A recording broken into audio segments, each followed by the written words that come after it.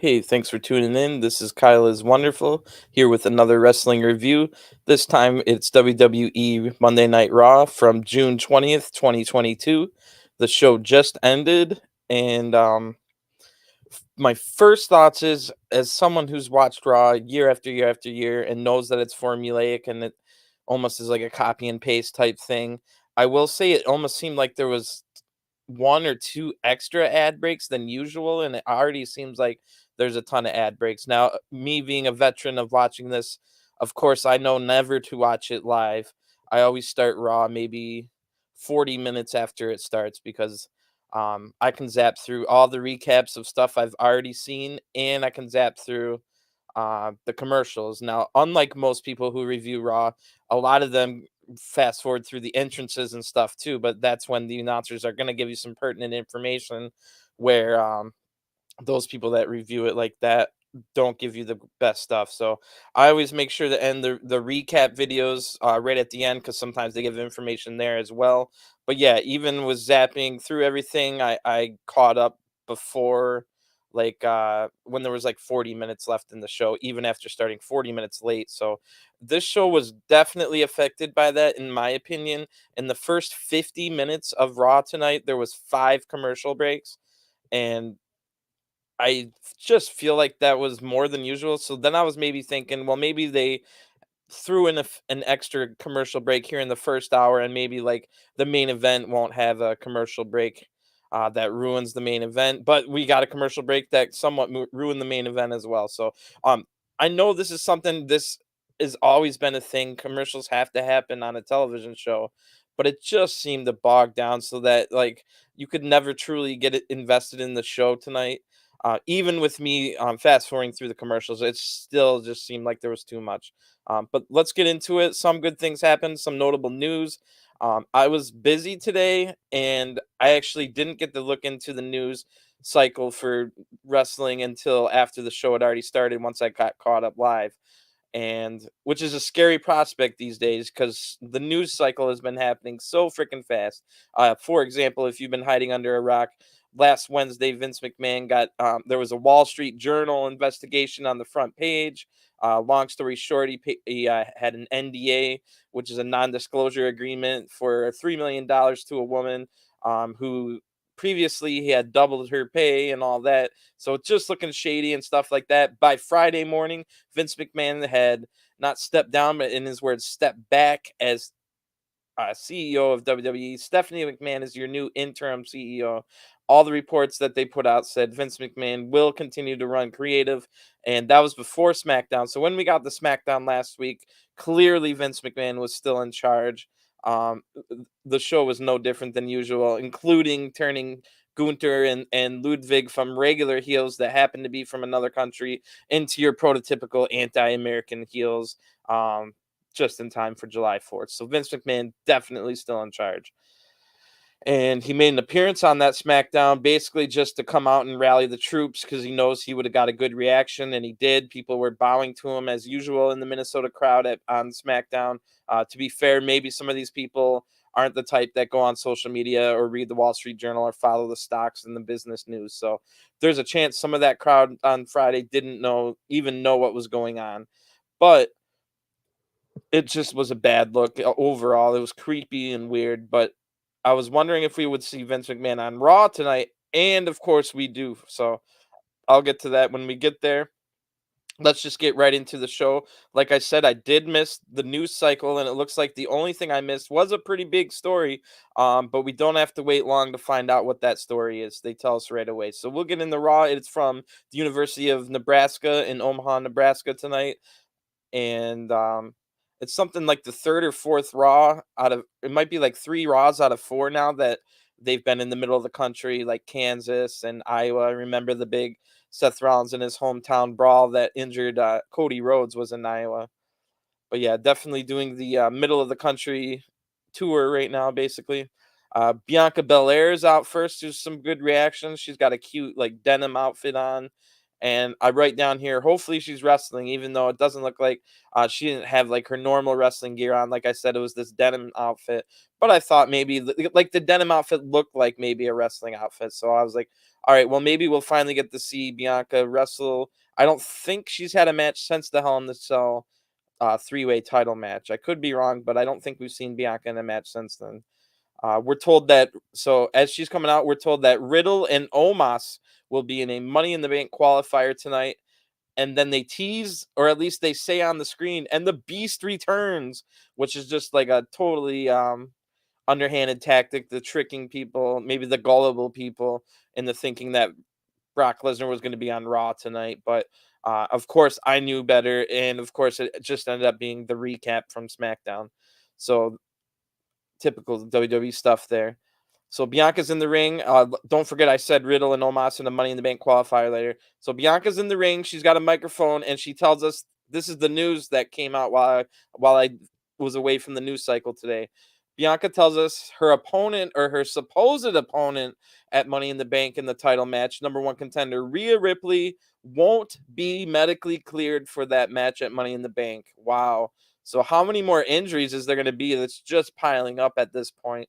Of course, I looked into this news. It seemed to have only come out just before Raw started, and it's unconfirmed if this is a legitimate injury or if this is storyline or what. But I'm assuming it's a legitimate injury because they had to rewrite, and we do have a new title match for Money in the Bank. So that's what Bianca's out here to talk about. She says Rhea won't be medically cleared, and now Bianca wants a new competitor for Money in the Bank to defend the title against. So she says there's 5 competitors: Alexa Bliss, Liv Morgan, Carmella, Asuka, and Becky Lynch will compete for the number one contendership. So Becky Lynch interrupts Bianca at this point and says her and Bianca had one of the greatest matches in WrestleMania history. And that Bianca stole Becky Lynch's pin at Hell in the Cell, which we all saw that was going to look like a storyline, but Becky really hasn't brought that up yet. So it was good that Becky brought that up. But again, going back, it's kind of awkward that Rhea Ripley is now injured. Just another injury. Injury bugs are really going around. You've not just in WWE and AEW, you've also got Matt Cardona had to miss his own themed pay-per-view with his color scheme and logos plastered all over it, and it was called Always Ready. And here's Matt Cardona, the former Zack Ryder. He's not ready. He went into surgery the exact same day as Cody Rhodes and CM Punk, and tore his bicep off. So just there's so many injuries right now. Hopefully Rhea's okay and it's nothing too serious. But yeah, it looks like Rhea was not on the episode tonight. None of the Judgment Day was on the episode tonight, and that's a little disappointing overall. So, like I said, Becky was mad at Bianca for stealing her pin at Hell in the Cell. Before she can talk anymore, Asuka interrupts. Asuka starts laughing hysterically and doing the crybaby stuff and calls Becky a crybaby. And I'm going to be straight up 100% honest with you right now. I loved Asuka. She came in with a lot of hype. She was one Japanese Joshi wrestler legend, and came in the NXT, was just amazing. They presented her right. Sure, maybe some people don't like a Goldberg type winning streak, but it worked for Asuka. And eventually, like, her feuds with Bailey and stuff was really good in NXT. They brought Asuka up. Sure, they maybe shouldn't have had Asuka lose the Charlotte at WrestleMania to lose the streak, but that's neither here nor there. All streaks are meant to be broken eventually. So then we get to Asuka winning the first ever Royal Rumble, and Becky and Ronda Rousey comes out and steals that thunder. Ever since then, they basically turned Asuka into this like caricature of what a 70-year-old white man thinks Asian people act like. Not to like throw race in here, but man, just go watch like how Asians were presented in like sitcoms on TV in the 1960s, and that's how they present Asuka. And don't forget, everything she has to do is written by 60, 70-year-old white men. So Honestly, if Asuka's only gonna be, like, laughing hysterically and acting like crybaby stuff and just acting like a complete weirdo, I never wanna see her again. I don't ever wanna see Asuka again on WWE. It's so cringe, it's annoying, it's, a shell of what she could be, and it's not enjoyable to watch. It's one of those things that's so cringe, like, if my friends happen to walk in the room while I was watching something and Asuka's doing that laughing hysterically and, "Oh, you're a crybaby," and stuff like that, like, I would be embarrassed that my friends caught me watching that stuff. So not good. You change someone like Asuka, who I absolutely loved, and year after year of mistreatment and stereotypical stuff, and now she's just I completely don't ever want to see her on WWE television ever again. So sorry to go off on a little tangent, but just cringe, bro. So before the Rhea injury, if you remember, it was supposed to be Asuka versus Becky tonight. I don't think they brought that up. Maybe they did, but I wrote that down here in the my notes. I think it's me writing my notes because I'm trying to assess this situation. So Rhea's out injured, can no longer be in the Money in the Bank title match, which is only I think 12 days away now, and Rhea's out. Now we've got a five-way match for who's going to be fighting Bianca at the Money in the Bank instead. And it's kind of awkward of the people in this five-way match because, like I said, Asuka and Becky were supposed to be in the Money in the Bank qualifier tonight. But I guess that's better than Alexa Bliss and Liv Morgan being in this five-way match when they've already qualified for the Money in the Bank. So, I mean, I understand you didn't know there was going to be an injury if the injury is real and stuff. But really, did you have to put Alexa Bliss and Liv in this match? Like, there's many other ways you could have done it because it just looks silly that Alexa Bliss and Liv Morgan have already qualified for a separate match at Money in the Bank, where you could say a title match is a big deal, but especially if you're a heel, which Liv and Alexa aren't. Well, Alexa could be if she doesn't have the stupid Lily doll around. She's instantly going to be a heel, but um it's just like it's almost better to have that Money in the Bank because your odds of winning the title are better than if it's just a regular title match. So kind of awkward. Carmella's music now hits, and nobody in the arena knew who the music was, including me. It's been so long since we've heard Carmella's music. I thought she still had that terrible like operatic music where it's like "Rah, rah, rah." But no, she's got different music now apparently, and once she comes out, then we know who it is. So then I write down, well, maybe the WWE will have the winner tonight be whoever they were planning on losing that schedule qualifier match between Asuka and Becky. So that was my thought process going into this was, okay, well, before the re-injury, we are going to have Asuka versus Becky tonight. Obviously, one of those two people were going to win unless they do the Drew McIntyre Sheamus. You're both in. I still can't believe Adam Pearce came out on SmackDown and said, well, neither of you qualified. So, because of that, both of you are now qualified. And it's just like, what? So, that was my mindset. Well, we don't have to wait long, though. This is the first match of the evening. Liv now interrupts, so everybody's just interrupting everybody. Liv interrupts, Carmelo interrupts, Alexa interrupts, so all of them are out there now.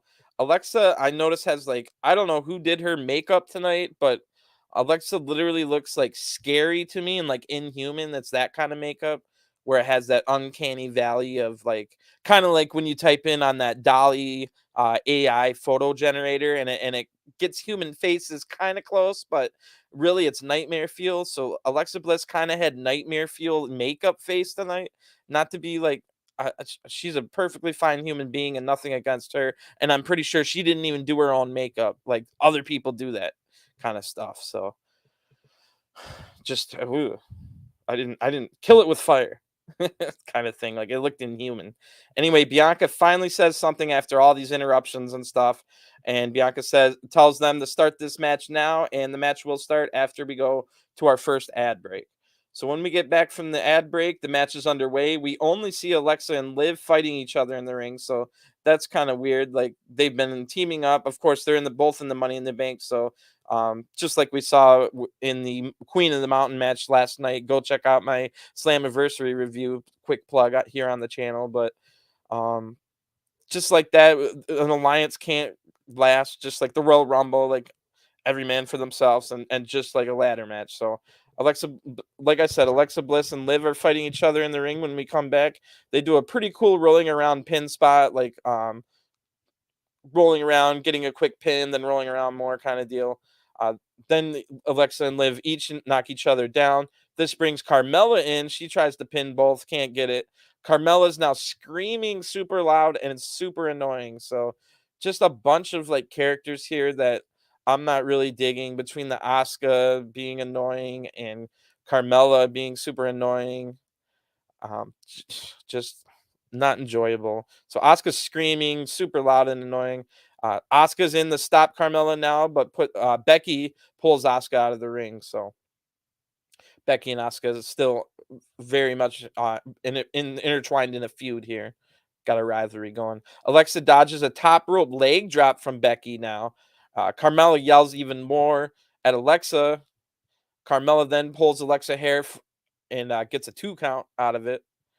Liv Morgan's now in. She takes down Carmella and goes up to the top. Carmella jumps up and throws Liv to the floor, and we go to another ad break. Like I was saying, 5 ad breaks in the first 50 minutes tonight. I understand all that, and even though I was able to fast forward through the ad breaks because I know not to watch Raw live, it was still like took me out of everything, and the flow of the show just wasn't there.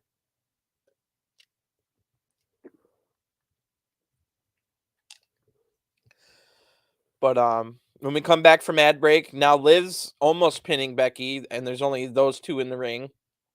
So where the heck is everyone else just keep disappearing to? There's almost no point in this match. We've seen more than 3 people at a time out of the 5. So just people are hiding and doing the old Roman Reigns. He's sleeping. Remember when the crowd was like, Roman Reigns is sleeping? Carmella then does a Hurricanrana off the top to Becky, who lands on Liv with a. So that was a pretty cool move. Becky's on the ropes. Carmella does a Hurricanrana to then send Becky into a front flip and lands on a really nice looking leg drop on Liv Morgan, who's laying on the ground. Really cool move here. Liv either sold that super well or she was actually hurt. I'm going to go with the latter and say Liv was really feeling hurt on that one because that's a crazy move to attempt. I'm sure Becky made it as safe as possible, but it's still going to be pretty painful regardless of where that leg ends up hitting you. So I'm thinking Liv isn't that great of a seller in my opinion. So she was actually hurt a little bit on there. Nothing like a concussion or anything like that. So, but just like, oh, that hurt. Carmella almost pins Liv off of that, but Asuka breaks it up. Asuka then rolls up Becky for a 2. We get a manhandle slam to Asuka, but a twisted bliss off the top rope breaks up that pin. So now all 5 are in the ring. Becky ducks an Asuka kick. That kick hits Alexa instead. Liv gets countered by the rock bottom by Becky. So Becky's just pulling out her big finishers here. Alexa tries another twisted bliss, but Liv Morgan gets her knees up. Carmella sneaks in and wins it. So you could almost tell throughout this match, throughout when this match was going, I had definitely changed my mind from thinking it was going to be whoever they had planned on losing the Asuka versus Becky match that was scheduled to be tonight for a qualifier. Like I said, I thought it was just going to be, well, whoever they had planned losing that match, they'll now have fight Bianca. So I completely changed my mind somewhere in the middle of this match. Carmella was getting a lot of offense in, and Carmella was looking like a world beater. And if you remember the last time we saw Carmella, she had dropped all the way down the card to the 24/7 segments.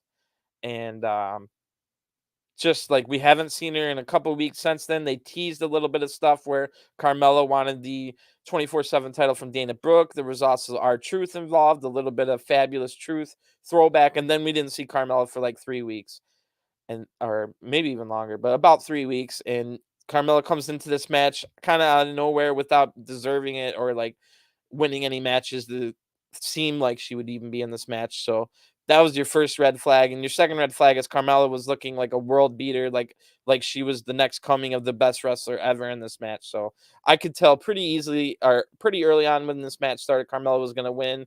It's whatever. It's just it should be a good win for Bianca. I'm not excited to watch that match at Money in the Bank. It's not really it's not really a pay-per-view match quality in my opinion, but um It's neither here nor there. Hopefully, it's just not like a 15-minute match. So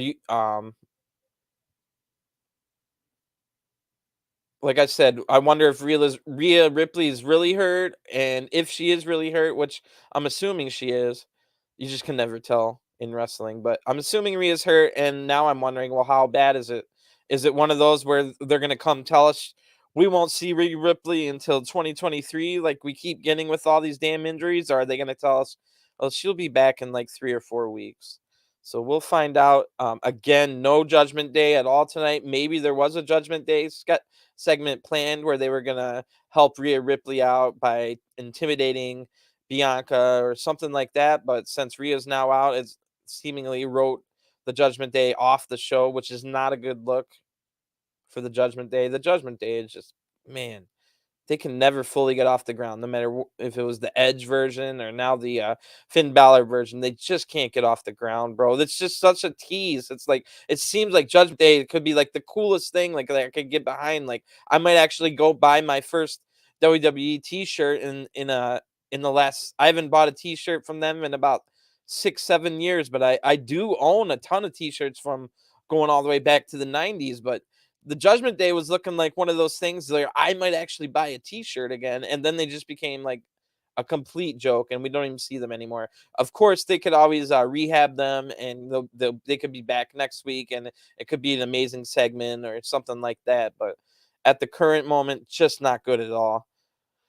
We get Becky screaming in the back, so we go right from that to Becky in the back, and she's screaming at Adam Pierce. Um, Weirdly, the play-by-play announcer, Jimmy Smith, has to scream over the top of Becky screaming, so really awkward here. And Jimmy Smith has to scream louder than Becky so that he can tell us, "We'll be right back after an ad break." So I write down, God, I feel like there's been more ad breaks than like actual Raw. Like I've seen more commercial minutes than Raw minutes so far. I write down, and there's 2 more ad breaks to go in this first 50 minutes.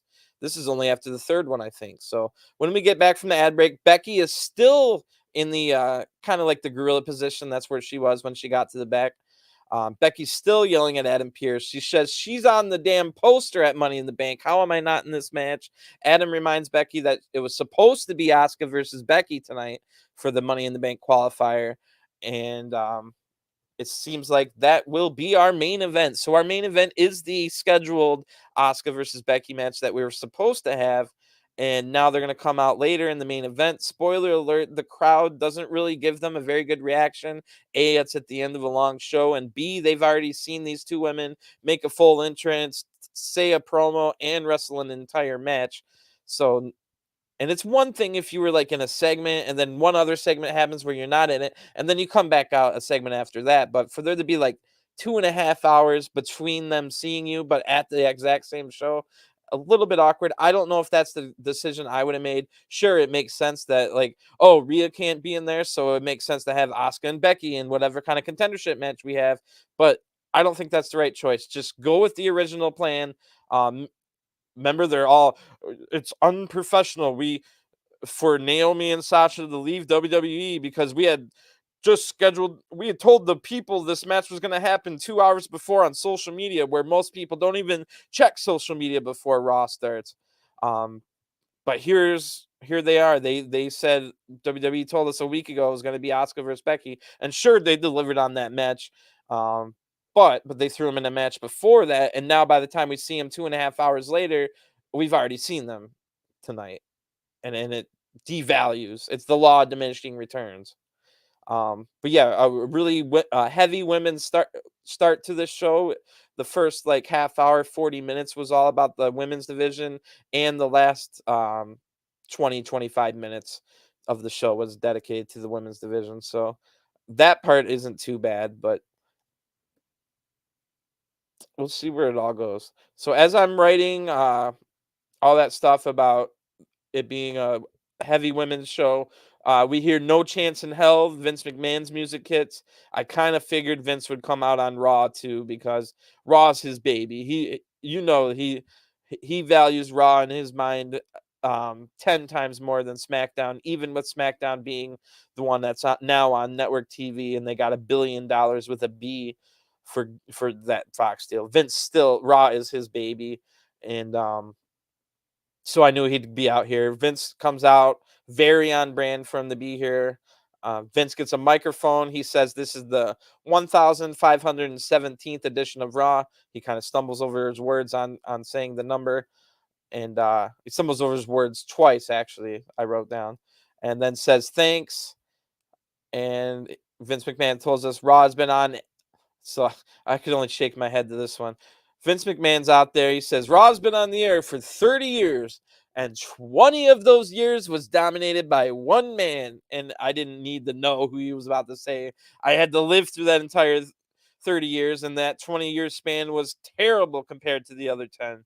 And that 20-year span was done by John Cena. So, and Vince says John Cena will return next week, and Vince leaves. So, oh boy, I'm just gonna move on. So, but anyway, John Cena will be returning next week. It'll be like to the day of his 20th anniversary, which means John Cena came into existence only um, about 8 days after TNA slash Impact Wrestling was born. Talk about weird on that.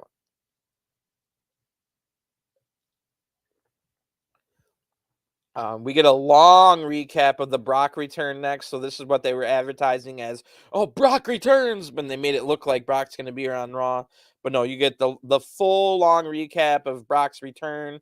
And then they tell us after that it'll be at SummerSlam. If you guys didn't know, they basically released this on social media as soon as SmackDown ended. But if you're not a social media guy or girl, at SummerSlam, it'll be a last man standing match for the title. Brock Lesnar versus Roman Reigns. My thoughts on this on the initial SmackDown last week on my review was that, like, sure, it was nice to see Brock return. It's cool to see Brock in his hometown. I'm a huge Brock mark. I love Brock Lesnar.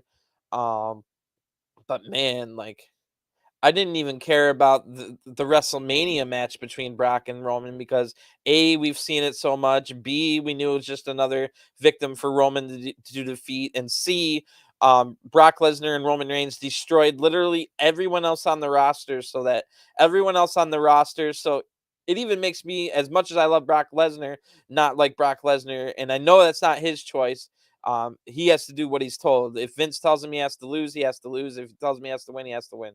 I understand that, but Brock Lesnar and Roman Reigns just destroyed everyone in the entire roster to the point where nobody was on their level. Roman beats Brock, then has nobody to fight because we've already established nobody's on Roman's level.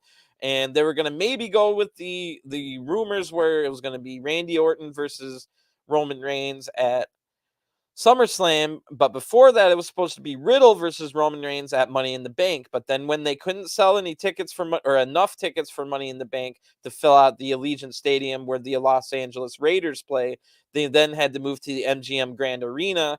I think that's where the Las Vegas Golden Knights play, and probably 4 times smaller than the stadium show. So then Roman Reigns said, "I'm not wrestling at Money in the Bank if it's not a stadium show." So the Riddle match was off, but then they did do the Riddle match. We got that on SmackDown last week. And now Brock came out after that match, SummerSlam, instead, because Randy Orton is now out injured with a back injury. It looks like we thought maybe when Riddle started talking about Randy being injured, that maybe it was just storyline and maybe just Randy needed like 3-4 weeks off to heal up a little nags and bruises and stuff here and there that all wrestlers have, but harder to get over the older you get. And nope, it turns out Randy legitimately might need to go in for back surgery, and it is because of year after year after year of doing the RKO. Remember, Randy jumps as high as he can. So Randy usually jumps about almost 6 feet in the air and comes down hard on his back. The loud noise that the RKO makes is mostly Randy Orton falling on his back. So year after year of that, just go back to like Hulk Hogan can barely walk and has a titanium hip now because of years of doing the leg drop. Matt Hardy, the same thing. Most of the reason that Matt Hardy cannot walk straight or stand up straight is years of doing the top rope leg drop and just tore apart his spine and his tailbone. Randy Orton now dealing with a terrible back. I hope he's well, but we're told Randy Orton probably won't be back till 2023. And now, of course, he cannot wrestle at SummerSlam. Instead of, remember my whole, go back and watch my Hell in the Cell review. I've all the praise and stuff I gave Cody, of course, was there, but I said 2 stars were made tonight, or like not really made, but we came out of that Hell in the Cell show, which was only I think 3 weeks ago now, knowing that we had 2 legitimate stars on the WWE roster. One of them's going to have to go get surgery and will come back a major star. His name's Cody Rhodes. The other one was Bobby Lashley. The crowd in Chicago loved Bobby Lashley. If you can get over as a baby face, especially a big muscly baby face in Chicago, that means you're going to get over with any crowd in the world, whether it be Nebraska here tonight or Wichita, Kansas, or Los Angeles, Miami, big cities, small cities, South, North, Canada, Britain.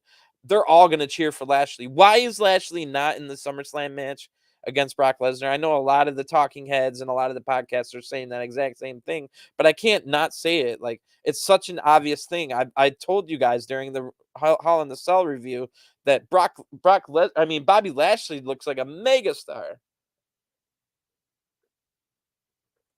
So just doesn't make sense. Somebody make it make sense.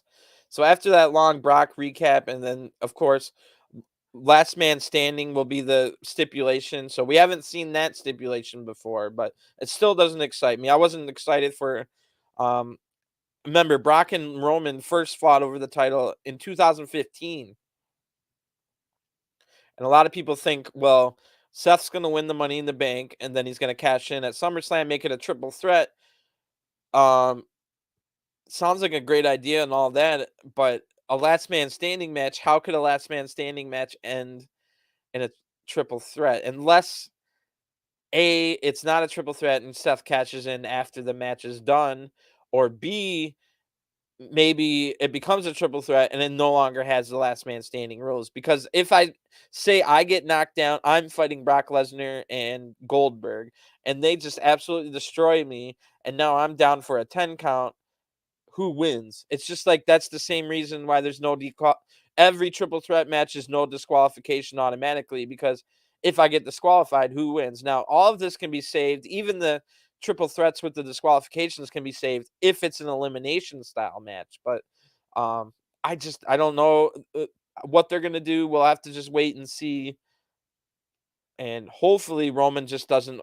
I'm hoping Roman doesn't hold the 2 titles, Raw and SmackDown title, all the way till WrestleMania and maybe even beyond. I'm really hoping that isn't the case. Imagine if we still had our Raw title over on Raw, Seth Rollins, Bobby Lashley, Riddle, bunch of contenders for people that could hold it or fight for it in big matches for it. So speaking of Riddle's music hits now, and for some reason Jimmy says, "Speaking of ugly," um, I think he explains it, but it's just like, don't say that, especially with like the biggest baby face you got going right now, other than maybe Lashley, and now that Cody's out. Speaking of ugly, as Riddle comes out, and he wasn't like calling Riddle ugly, but it's just a bad look. Riddle comes out to some cheers, but not as big as before.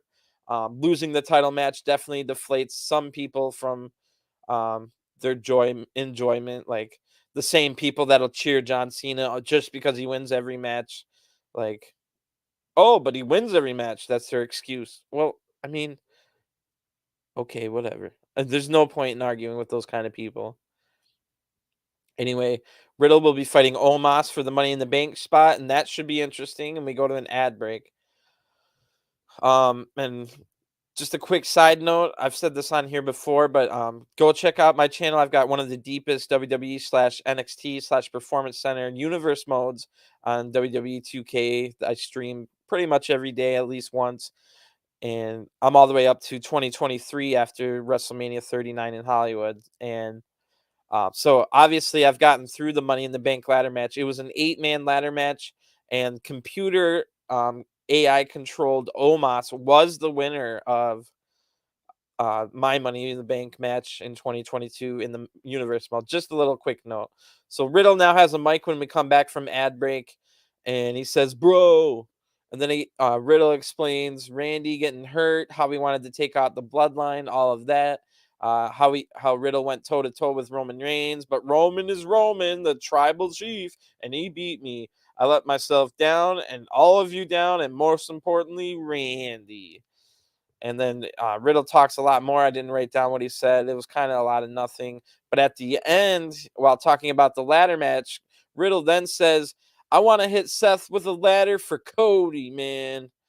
And for the second straight week, somebody randomly wants to fight Seth for Cody. I hope this isn't something we get every week for the next 6 or 7 months. Like, just let it rest. Give Cody a little bit of break of talking about him. Once it gets a little closer to his return, you can kind of bring up maybe once it's 2 months out from the Royal Rumble, you can remind people of Cody. Maybe give us an update on Cody's injury and remind people of what he did at Hell in the Cell. But we don't need every single face that comes across Seth to hit Seth and then say, "I did that for Cody, man." So wow. So Cody doesn't need anyone's help, in my opinion. Like, Cody can do it all on his own. He doesn't need all these baby faces talking for him. It's just gonna law of diminishing. Like, everyone's gonna be sick of Cody if they do that after a week, instead of having like a huge reaction. Oh, finally it's Cody when he does return. But if we talk about him every week, it'll be like, finally Cody's here, instead of whoa, it's Cody. See how that works? MVP's now out. He's got Omos with him. Of course, it's going to be Omos versus Riddle coming up next for the Money in the Bank qualifier. MVP's on the microphone and he says Riddle must have that ultra grade stash, because you're insane if you think you can get past Omos, because you've got a 7-foot Nigerian giant in your way. And MVP says, "Yeah, Riddle, you will get high tonight when Omos picks you up and slams you."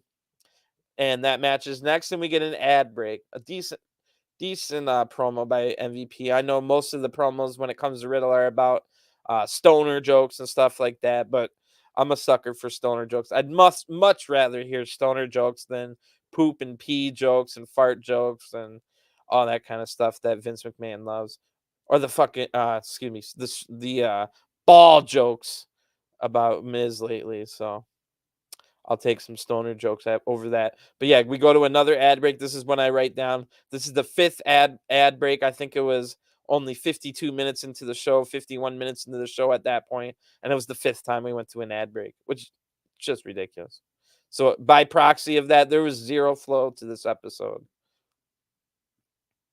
When we get back from the break, the bell rings. Riddle's out quick and fast with some kicks. Omos slams Riddle once to change the momentum completely. Riddle has taped up ribs from all his injuries lately and all the big matches and Roman Reigns on Friday. And in the first minute, just Omos is dominant. We see Seth watching on the monitor from the back wearing a pink suit, probably laughing, but thankfully we didn't hear him laugh. Omos then with a bear hug, and then he releases the bear hug, and then he puts it back in. So we get 2 bear hugs in a row, which is like one of the least exciting moves in all of pro wrestling.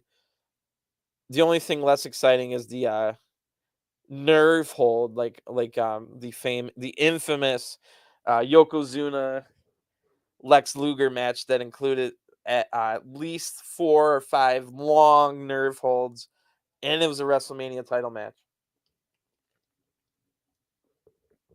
Just by the way.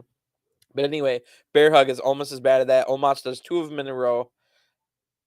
It just looks like Omos is holding a giant baby. I said there's no force to it. There's no shaking him back and forth. There's no like really selling that you're squeezing it in or anything like that. Omos is literally just picking up Riddle and holding him like a baby, which is ridiculous. So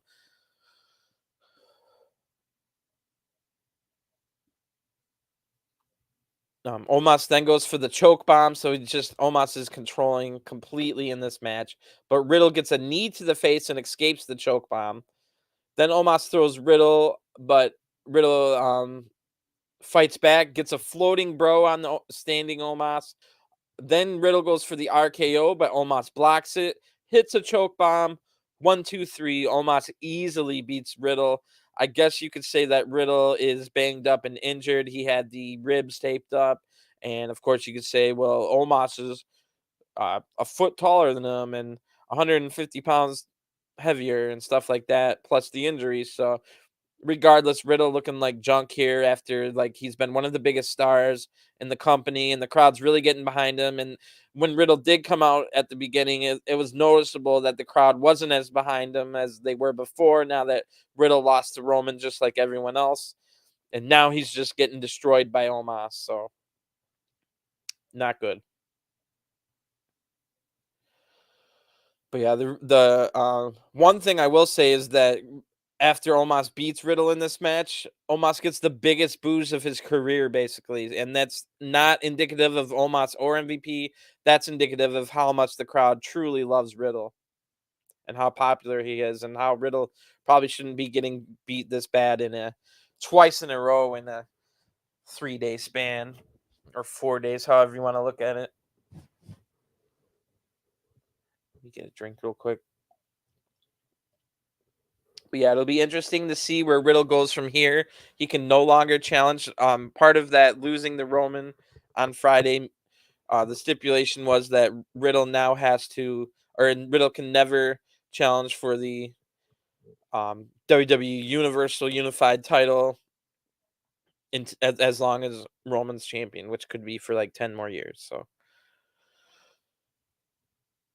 And Riddle also doesn't have a tag partner. We did see him team with Shinsuke a little bit more, so maybe they could do that. But as I'm writing all this, Seth Rollins' music hits while Riddle is still down in the ring. So I guess that means we know our next feud. Riddle brought up Seth's names earlier, if you remember.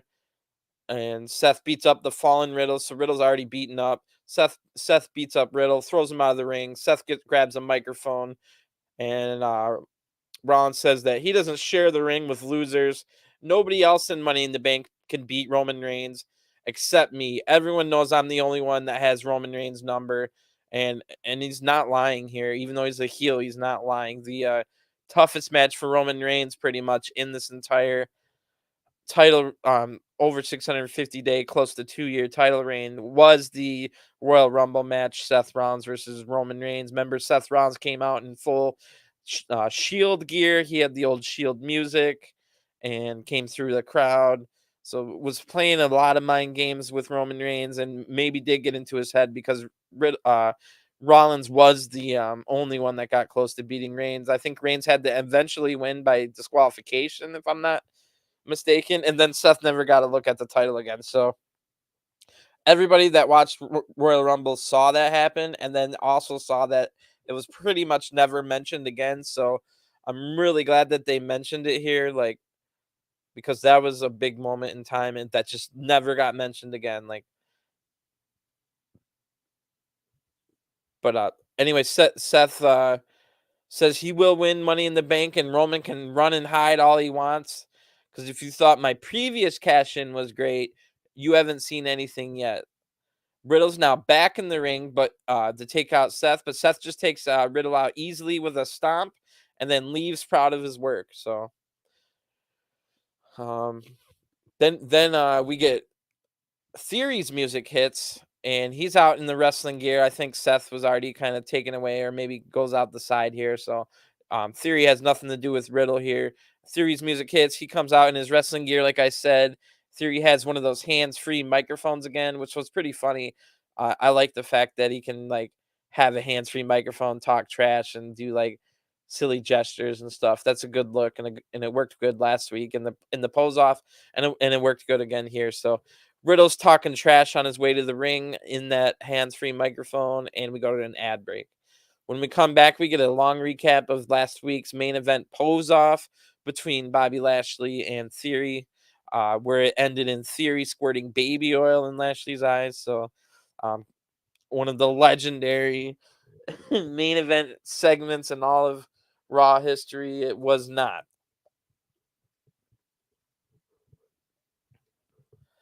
Theory on the microphone says he's the greatest U.S. champion ever. The crowd boos. Theory proved that Lashley can't touch him. Theory keeps telling the crowd to shut up because they're booing him a lot. Really well handled though by Theory. He's like, I can go all day, like just yelling at him and stuff. Theory then says, well, Cena's going to be here next week, but his time is up and my time is now. So cringe on that one. Um, the words of Cena's stupid song. Since we didn't get to see all of Theory's poses, Theory tells us he has a Theory invitational pose down, and it starts right now. So Theory squirts a bunch of baby oil all over himself, like I said last week. He's the new Theory is the newest member of the Randy Orton Baby Oil for Boys Club. Um, I think Randy even paid his dues to get him in. So the crowd, crowd's booing all this, of course, and then we see the crowd cheering now, and we don't see why, but you can assume why. The camera pans back, and we see Lashley posing behind Theory, who's posing. And again, I didn't mention this, but the pedestal from last week's main event pose down is in the ring, and that's what Theory's standing on. So, um,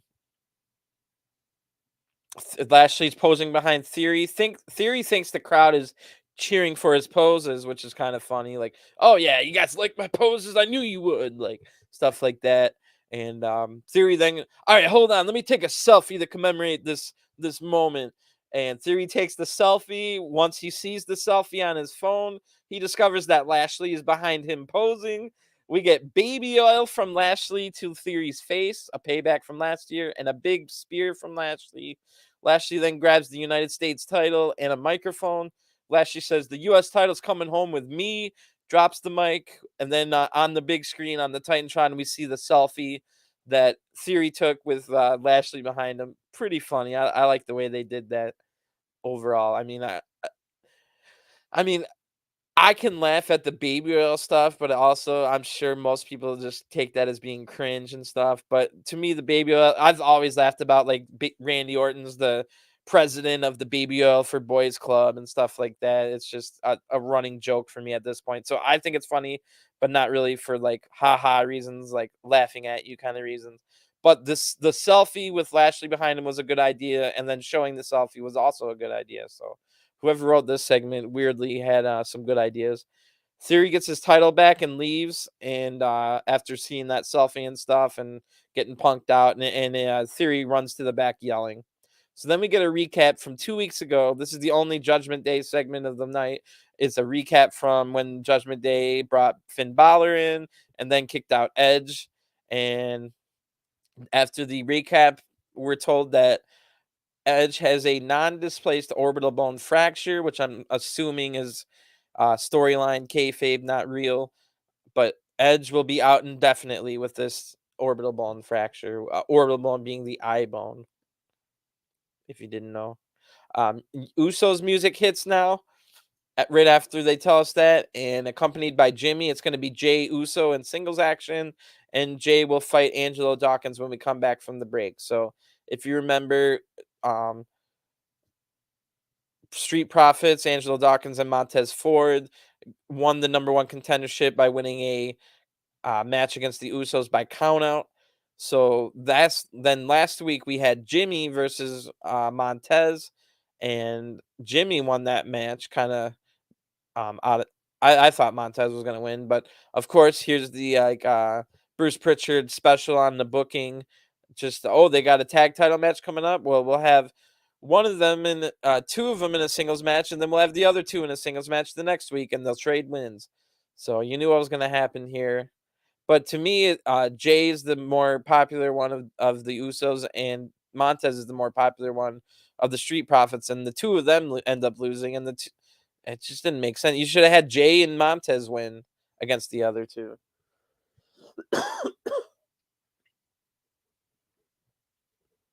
It would at least make sense that way. Like, oh yeah, these two are the ones that are the better. Well, whatever. Nothing to get mad about. But we go to ad break. When we get back, Riddle's in the back. He's wiping his face. He's pissed off. Kevin Patrick surprises Theory, and Theory tells Kevin Patrick, the backstage correspondent. Theory tells him that Lashley deserves nothing but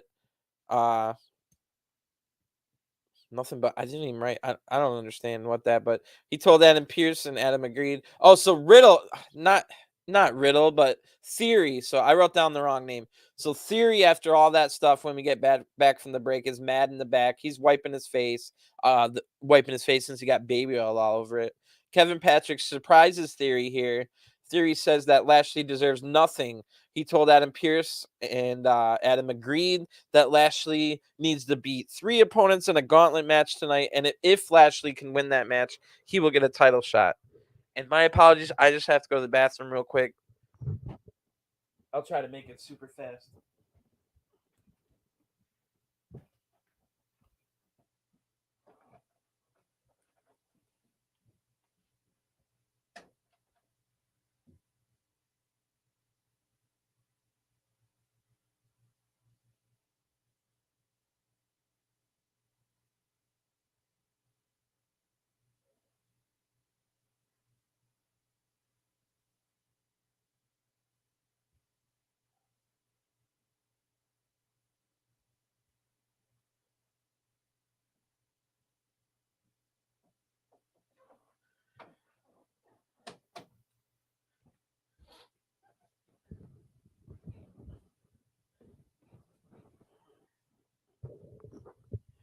Again, sorry about that. When nature calls. So yeah, Theory was in the back. He's mad. He wants that. He realizes that it looks like Bobby Lashley will be his opponent coming up. So, in a last ditch effort, gets Adam Pearce to agree for somehow. I don't know why. Probably because Mr. McMahon is. Oh, I should have mentioned earlier. Maybe it hasn't been mentioned yet, but they do mention that Theory is still the protege of Mr. McMahon, which we were wondering if they would drop that storyline, seeing that Mr. McMahon isn't quite the best character at the moment, or maybe pretty much never was, but neither here nor there. But yeah, if Lashley can win the match later, he'll get a shot at Theory's title at Money in the Bank. He has to go through 3 opponents in a row in a gauntlet match, however. So we go back in the ring. Usos look confident. Usos tell us that, um, wait, no. The Usos will defend the titles at Street Profits at Money in the Bank. So Jay has a mic and says that they are the undisputed tag team champions. The bloodline runs both Raw and SmackDown. We be smashing everybody. Roman's going to smash Brock at SummerSlam. We're going to smash the Street Profits at Money in the Bank. And then the Street Profits music hits. So they both have microphones as well. And the Street Profits bring up that you got that the Usos talk tough for someone who can't get back in the ring in time when we last fought, bringing up like a count out victory. Jay says that Montez is writing checks that his ass can't cash. My apologies. Montez tells them to enjoy the titles while they can, and the match starts. So this is again a singles match between Jay Uso, main event Uso, and Angelo Dawkins. So Jay takes Jay dives to the outside, taking down Angelo. Jay talks some trash and sends Angelo over the barrier, and we go to an ad break. When we get back from break, we're back in the ring now. Angelo's firing up. We get a big suplex to Jay, but Jay kicks out. Jay then gains advantage, but Montez is I write Montez, but Angelo is able to counter and almost pins Jay. Then Jay hits a super kick, climbs up the ropes. Angelo catches the dive, the big Uso splash, and transitions it into a sky high for the win. So surprising to nobody that watches the product regularly, Angelo wins this match. And but like I said, the surprising part is why isn't Jay beating Angelo and Montez beating Jimmy and not the other way around? But I guess that's the WWE's way of trying to tell us that, oh no, the Usos are. I mean, the Usos and Street Profits, they're both even. Like there's not one better than the other, which they're telling us the opposite of what's reality. Like Jay's the better Uso and Montez is the better Street Profit, and then those are the two that lose. Somebody make it make sense. Yeah, good Sky High by Angelo. And I will say, it sounds like I'm ragging on Angelo, but it was nothing against Angelo Dawkins. He has been improving a lot lately, and my God, if you go back to like 2016, 2017, and you watch Angelo Dawkins in NXT up until now, he's improved probably 100 times over. So props to Angelo. He's been getting in better shape. Looks big and strong now more than ever, and in good shape. So we see someone playing guitar in the back. It's only the hands, and don't forget we were gonna get a after we haven't seen Elias in about a year since last July. I mean, and Elias is going to return this week in a concert. That's what Ezekiel, Elias's younger brother, who Ezekiel is just Elias but shaved, and now he's been in a long, over 2 month storyline with Kevin Owens, who Kevin Owens seemingly is the only person in the WWE that will admit that Elias or that Ezekiel is Elias. So I was really interested to see where they were going to go with this. A lot of people online were like, "Oh, is it going to be Damian Sandow or the Mizdow playing Elias?" So I was just really excited to see what they were going to do on this one. But yeah, we see someone playing guitar in the backstage area. It's only the hands we see at this point. Ezekiel walks in, and then they show Elias and Ezekiel at the same time. So Elias is just Elias, or I mean Ezekiel. They're both being played by the same person, but Elias does have a pretty good looking beard on. So Zeke asks Elias where he's been. Elias tells us he's been playing shows, but really nothing else compares to the WWE. Elias says he's a changed man and he's actually proud to be here in Nebraska. So apparently this Elias is a face and not a heel. Part of Elias's gimmick was always, oh, he hates whatever town he's in, even if it was his hometown. He hated it even more. He said, "Why do you think I'm a drifter?" It's because I didn't want to be here in Pittsburgh, which is funny. But Elias is a changed man. He says he's really proud to be here in Nebraska to play for them. And Ezekiel brings up that he did want to be in the Money in the Bank ladder match. Remember, Ezekiel said that last week. And Ezekiel said he gets zeked up just thinking about that Money in the Bank ladder match. Elias says that, wow, Zeke, I mean, I didn't think you had a mean streak, but you really surprised me, and I like what I see. So Elias says, all right, well, give me a little bit of time. I need to tune my guitar. Ezekiel leaves, and very interesting here. Very, very interesting. So after the break, we go to ad break. Elias is already in the ring. And now that Elias has like the spotlight on him, you can tell that it's a fake beard, but it is not a cheap fake beard. It legitimately looks like a Hollywood level of visual effects type beard. And if you weren't someone that knew like that Elias was Ezekiel for real and stuff like that, because obviously I knew that they're the same person, and I knew that Ezekiel had been clean shaven 7 days ago, and there's literally impossible for him to have a full beard. But if I did not know that fact, I would have just assumed that this beard is real. It's a good looking beard. I just knew that I couldn't be, so I could find that. Oh yeah, now that I see it like close up with the spotlight, you can tell it's fake, but it wasn't a cheap looking beard whatsoever. So Elias is out there in the ring with his guitar, the spotlight on him, sitting on a stool, just like the good old days. He does the strum when we come back from break, like he always did. And Elias will play a song that he's dedicated to his own brother Ezekiel. And then as soon as he starts playing, Elias starts playing the guitar. We hear KO on the microphone. So KO is on his way out to the ring. He's like, I'm out here to put an end to this charade. You might have the wise people, and he's being facetious, the wise people of Nebraska fooled, but I'm French Canadian. I'm smart. And that video with you and Zeke, that was a fake. I saw a movie just last week with a dinosaur in it, and that was fake too, just like your video. And now Ezekiel comes on the Titantron, the big screen behind KO, and says, KO, man, just accept it. And then Elias says, all right, KO, I'll play a song just for you.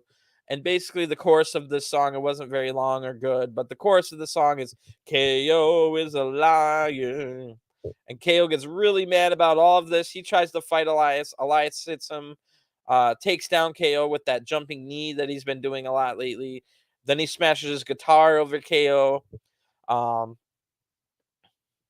And I think we get some recaps. But when we get back, just the recaps of what we exactly just saw. Just so replays, not recaps. But now we're in the back, and KO's hurting and mad. And he runs into Kevin Patrick. And Kevin Patrick asks KO, are you convinced now? Are you finally convinced? KO says no. And KO literally explains all the things that they're legitimately doing, like, oh, it was a Hollywood effect with the beard, and it was video editing with them being in the same room, and then that was just a pre-recorded tape from Ezekiel by Elias, quote unquote. Elias was in the ring and stuff like that. So Chaos says everything that's absolutely true, and like explains why that can't be the true thing. And Chaos then kind of just like out of nowhere says, "I just hurt my knee out there," which I don't know if that's storyline or real, but hope to God it's storyline. We don't need another injury. But even though I hurt my knee, I'll take any one of them on next week. I don't care if it's Elias, I don't care if it's Ezekiel, or if they got another younger brother. And he says some other name that starts with an E, which I forget now. I knew I should have wrote that down, but I didn't think it was funny, so I didn't write it down. But KO will take on any version of Elias Ezekiel or whatever he's got next week. He wants a match. And basically, this is enough to send KO into a mental breakdown. So we go back to the stage, and Lashley is making his entrance now. And that 3-man gauntlet match, or where Lashley has to beat 3 men in a row and if he does, he's able to fight Theory for the United States title at Money in the Bank. We go to an ad break. When we get back, Lashley's in the ring waiting to see who it's going to be. We hear "shush, shush, please," and the American Alpha music hits, and we're told accompanied by Otis. It's Chad Gable. So this is when Corey tells us that Theory is still McMahon's protege. So we were definitely wondering if they're going to drop the McMahon protege part, but nope. Business as usual, folks. Nothing to see here. Pay no attention to the man behind the curtain. But so I had, in theory, this match, not to, no pun intended, but in theory, this match between Lashley and Chad Gable seems like it would be a good one. Like, they both have that good amateur style and can really go in the ring and stuff like that. But this was a mistake. You don't want to put Lashley in there because, spoiler alert, Lashley is not very tall. Like, Lashley seems like a big guy, and yeah, he's got muscles in places that I'll never even have places, let alone muscles. But Lashley is not a tall guy. They do a good job of hiding that fact, but then you've got him in a match here where, yeah, Lashley is like taller than Chad Gable, but we all know, everyone knows that Chad Gable is one of the shortest guys, other than like a Rey Mysterio. But here's Lashley. He only really looks like, I don't know, 5 or 6 inches taller than someone that we consider short.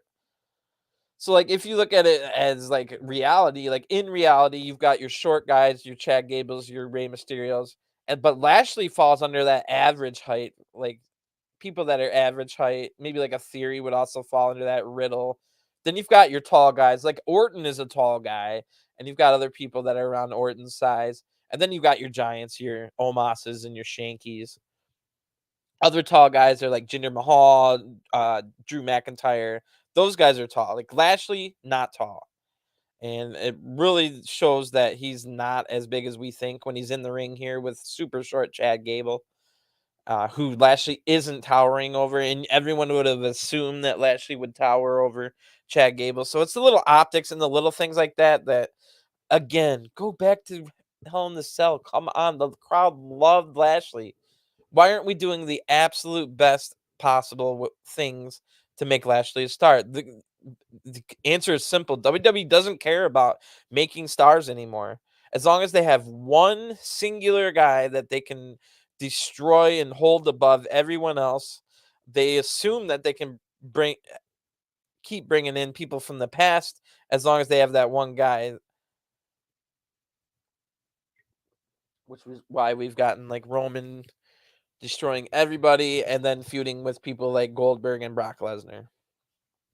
So something needs to change, but I'm a big Lashley guy. I liked Lashley in his original run when he was like feuding with Umaga and stuff. I remember nearly flipping my couch. I jumped back so hard. I don't think I've ever done that ever in the history of wrestling, but I jumped back and almost flipped my couch over and landed on my head because it was the ECW match, Bobby Lashley versus Umaga in a steel cage, and Lashley did like a stinger splash into the steel cage that made the steel cage like explode. and it was just one of the coolest visuals I've ever seen. So, I mean, of course, Lashley isn't a great promo and stuff like that, but he's really fun to watch in the ring. He left WWE. I don't blame him. Either WWE or Lashley for the departure. It just wasn't working out. And Lashley reinvented himself, did some great work in TNA along with Drew McIntyre. Drew McIntyre and Bobby Lashley both resurrected their career by feuding against each other in TNA. So came out of that. Lashley then got huge, a lot popular, and finally got the WWE title as part of the Hurt Business. Then they got rid of the Hurt Business completely, no longer with MVP. Now they have Lashley like doing some promos, but yet the crowd still loved him. The crowd loved him at Hell in the Cell, even after like Lashley was doing some promos. Like I remember a little bit before Hell in the Cell, Lashley came out and was like, came out to do a promo, and he's like, I got a lot to say. And I'm just like, oh no, like you've been on such a roll, Lashley. Don't talk for a while. You're terrible at it. But Lashley got through that promo. There was a lot of big words they threw in that promo. It's not like it was an amazing promo, but Lashley got through this huge promo without like stumbling over any of the words. There was like 4-syllable, 5-syllable words included in that promo. I was like, all right, I see you, Lashley. You're like, do your thing. And then, yeah, here he is. There, got him in this feud with over the US title instead of Lashley should be in the Money in the Bank. Even if you don't want to give the Money in the Bank to Lashley, Lashley needs to be in that Money in the Bank. You have to tell people, yeah, Lashley is one of our top stars. So say like the plan was always to have Seth Rollins win the Money in the Bank briefcase, which I'm pretty sure that's what will happen. But even if that was always your plan, you doesn't mean that um Lashley has to look like a fool in that Money in the Bank qualifier. You can make Lashley look like he's about to win, and then Seth like gives him a low blow or something like that, or like maybe Seth like acted like he got injured, and now Seth's gone from the match. He got stretchered out, and now Lashley's here to win, and the crowd's going insane. And Rollins was just faking the injury from earlier. Low blow, big chair shot, or something like that, and Rollins wins instead of Lashley. It doesn't make Lashley look like a punk at that point. It's just like, yeah, sure, maybe he got outsmarted, but at the same time, Lashley was just trying to win the match. Like, how else am I going to win the match without just climbing the ladder and getting the briefcase? Like, so there are ways around that, or you could have just had Lashley like fight a lot of people, and now he's got like Omos in the Hurt Lock outside of the ring because they're both in the Money in the Bank, and Seth Rollins just happens to get the briefcase while like again, you kind of outsmart the face, but not really. I mean, come on, there's ways around this. Instead, what we're gonna get is Theory versus Lashley.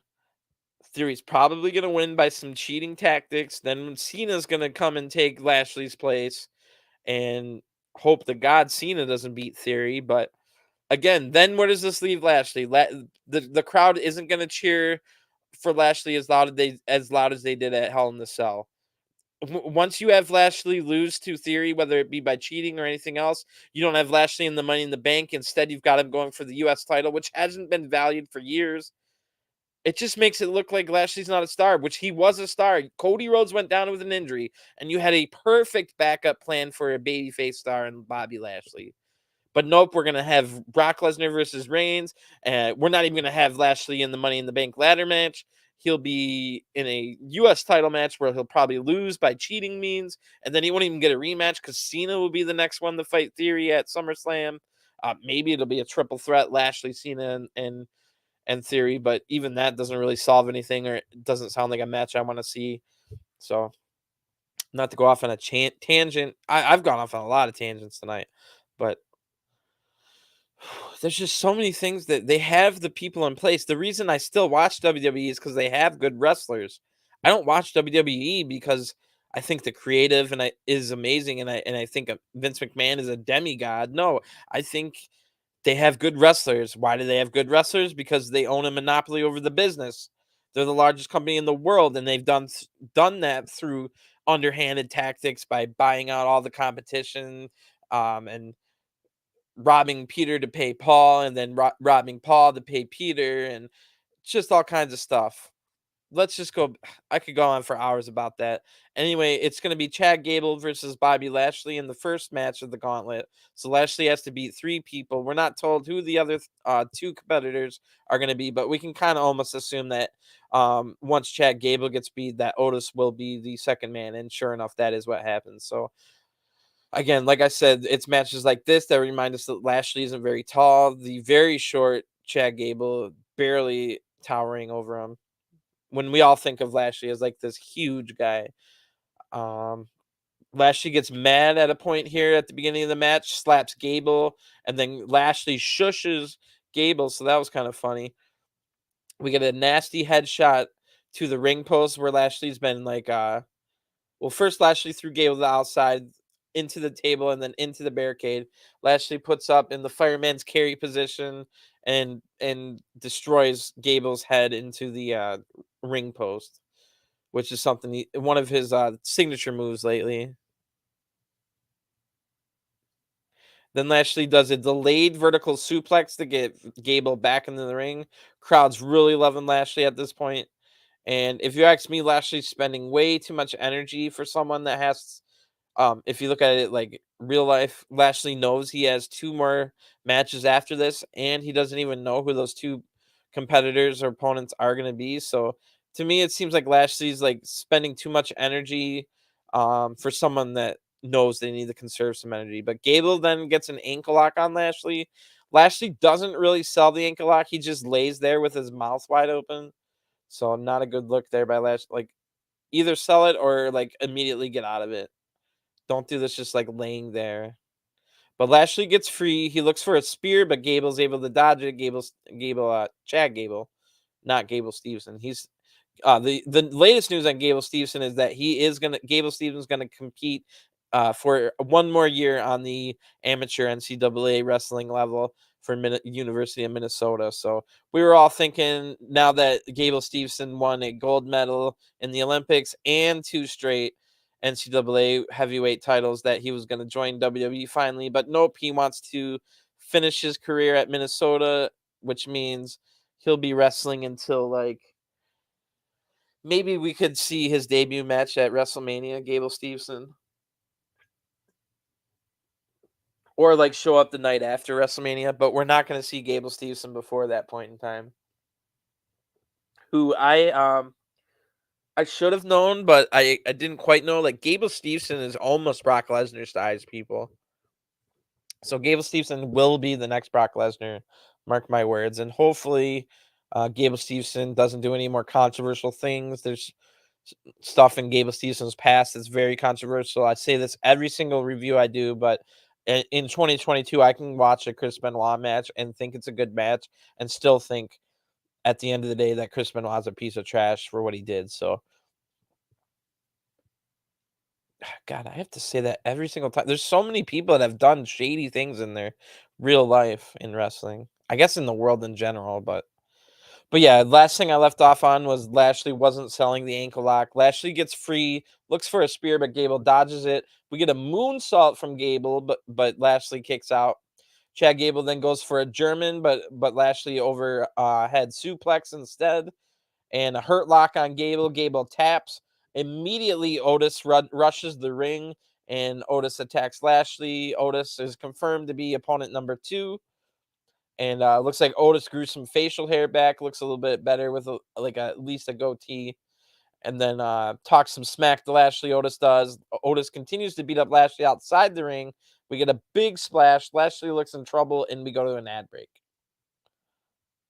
WWE just always has to have somebody like absolutely looking in trouble. If you remember, it was ridiculous last week. One of the ad breaks was KO taking a Death Valley driver long way across the entire um edge of the steps onto his spine, which come on, KO, don't like kill yourself for a stupid ad break. Like you really shouldn't be killing yourself for these Raw matches in general, and you could literally say don't kill yourself for any match, but at least make it a freaking pay-per-view match or someone that like a big title match or not some random match against Ezekiel where like KO could have had a freaking that looks so devastating that Just, like, landing on the wrong spot there could have put KO out for his career. For what? For a "Oh, he's in trouble. Let's go to an ad break. Please come back." So when we get back from the break, Otis is still in control. Remember, this is the second match of the 3 that Lashley needs to win. Otis goes for a Vader bomb, but Lashley's able to dodge it. Otis dodges 2 more moves, but can't dodge the third. Lashley then, at this point, looks spent and tired. Hurt Lock attempted, but Otis is too big, so he powers out of it. Lashley tries again, but again, Otis powers out of it. So Lashley said, screw it, runs off the ropes, hits a big spear, 1, 2, and before the referee can hit 3, Chad Gable jumps into the ring. So the bell rings. Lashley beats Otis in the second match of 3 in the gauntlet by disqualification. There's still one more match, but now Lashley's being double teamed by Alpha Academy and Theory's music hits. So remember, I said earlier that Theory was dressed to wrestle, and this is why. Theory will be the third man in the gauntlet, and I immediately knew what was going to happen. I immediately like slapped my forehead really hard and like, oh no, because I knew it was about to happen. So here we go. Theory's going to be the third man in this gauntlet match. Theory mounts Lashley with some punches, talks trash, punches and kicks. Lashley's in rough shape. Theory looks completely fresh. Theory hasn't had a match all night, where Lashley's had 2, and also had cheating and double teams and stuff like that. Um, but of course, Lashley fights back. The crowd's cheering him on loudly, and Theory's able to counter and hits a rolling drop kick, takes down Bobby Lashley. Theory goes for the A-Town down now. This match didn't last long. Um, Theory's A-Town down is his finisher, the from the fireman's carry position into a face crusher on the knee. But again, going back to this, like, goes for the finisher. Lashley counters it into a cradle pin. 1, 2, 3.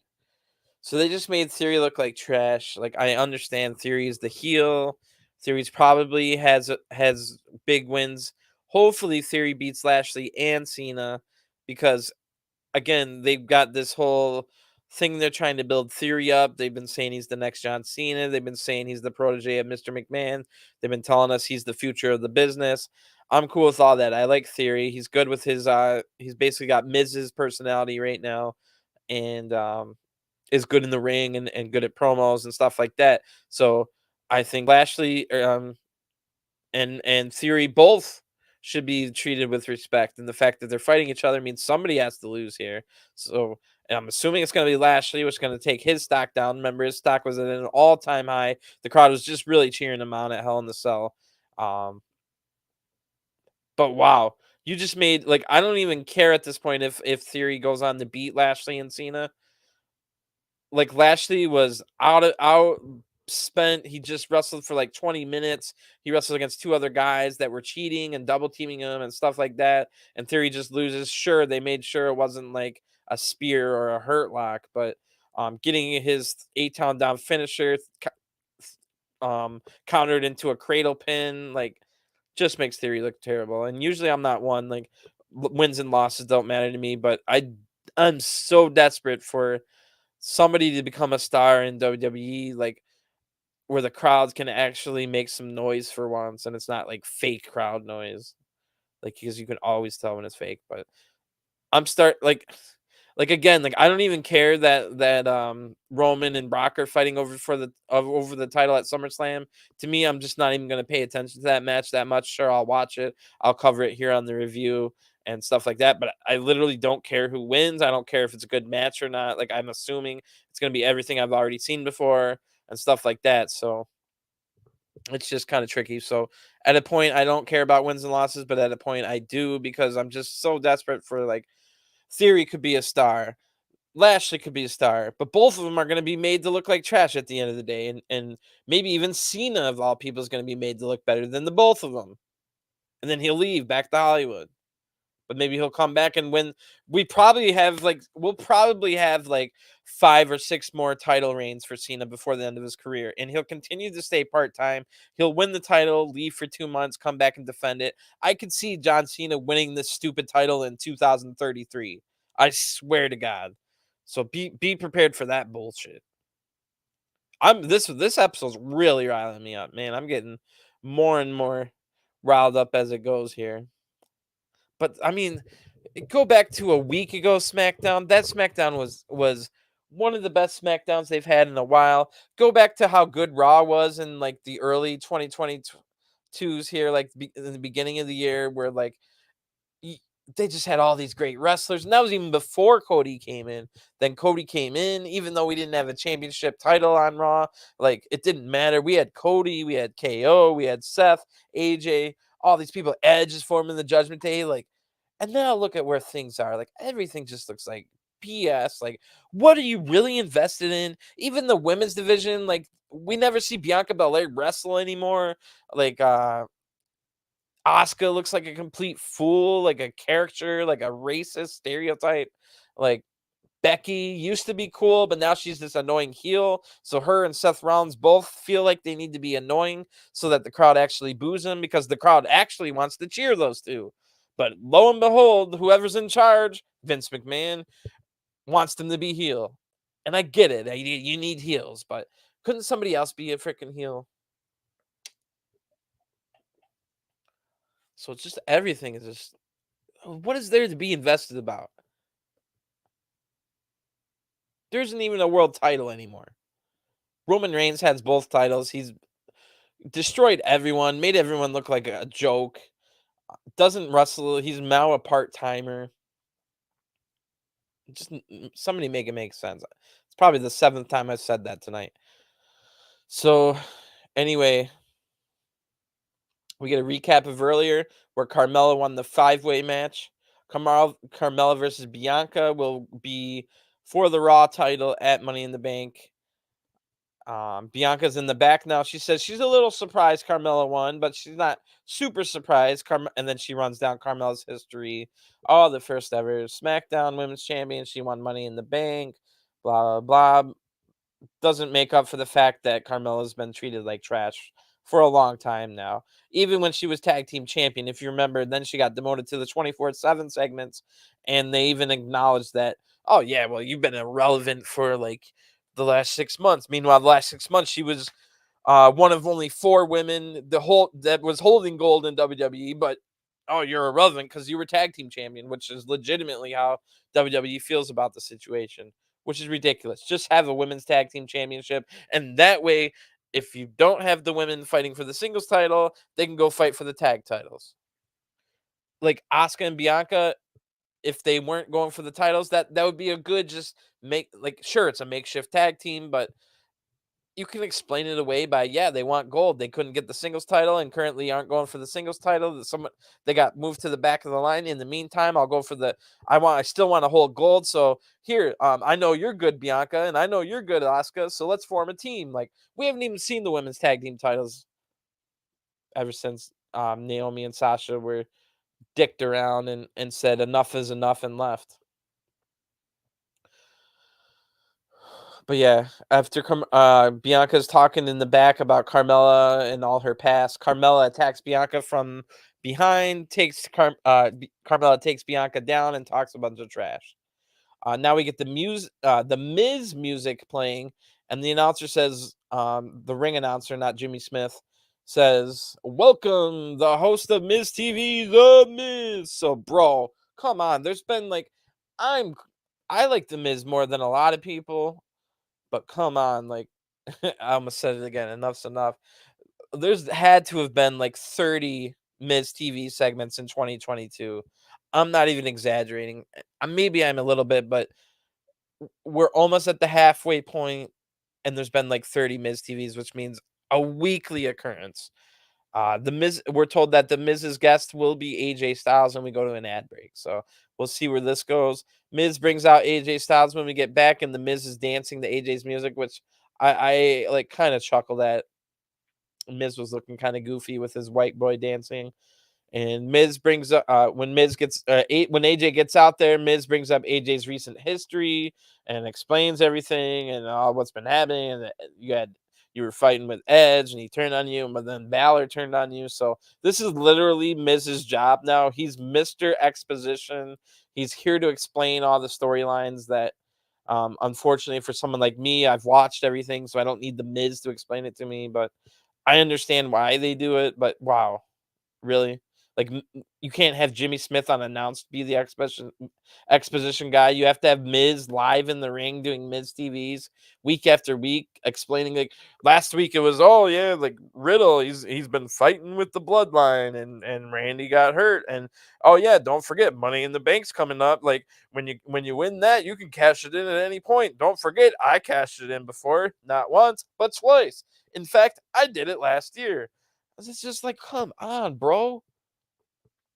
Anyway, Miz brings up Edge. He brings up AJ's former partner Omos already qualified. So just really bringing in the Miz. Miz says, AJ, if I were you, I'd be embarrassed. So that was kind of funny. They talk about Nebraska for a little bit, which is the hometown they're in. AJ gets the crowd to do a big red Nebraska chant. This is like the loudest the crowd was all night for freaking their own chant, which tells you everything you need to know. AJ then brings up Mrs. Tiny Balls. So for 3 weeks in a row now, we're out here talking in the ring about Mrs. Balls. We get a Tiny Balls chant from the crowd. Miz then shills Miz and Mrs. A new episode is on Raw or after Raw tonight. And he wants to know what it feels like to be a huge disappointment. He asks AJ. AJ says it was too sweet when talking about Balor, which was kind of awkward. Like, I like the whole too sweet references and the Bullet Club references, but that wasn't the time. It was just like Miz was just saying you were a disappointment and your friends turned on you, and then you're like too sweet. But AJ punches Miz at a point here. It just has had enough. But right after the punch to Miz, we get Ciampa attacking AJ from behind, and we go to a break. So I right here, while it's in commercial break, I'm like, first of all, AJ versus AJ versus Ciampa next would be great. I'm assuming that we're gonna go like last thing we saw was Ciampa attacking AJ, but Ciampa was in his full ring gear and so was AJ. So I was assuming when we come back from break, they were gonna fight in the match, and sure enough, they would. But I write down here, well, yeah, AJ versus Ciampa next would be great, even if it's short. First of all, but secondly, if that does happen, yet another match where Ciampa's not going to have an entrance, and sure enough, he didn't. So this is like one of the top prospects or top projects, or at least in a long term. Like Ciampa did so many great things for NXT over the years, and just he can't even get respect. He can't get an entrance. And holy crap, I gotta go to the bathroom again. So my apologies.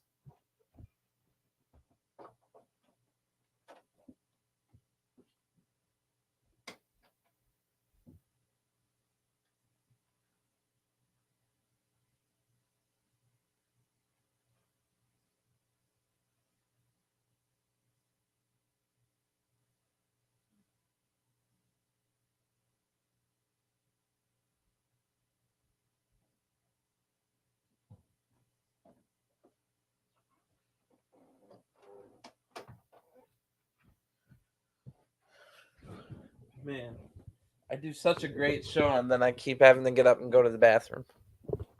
Hopefully, people can understand.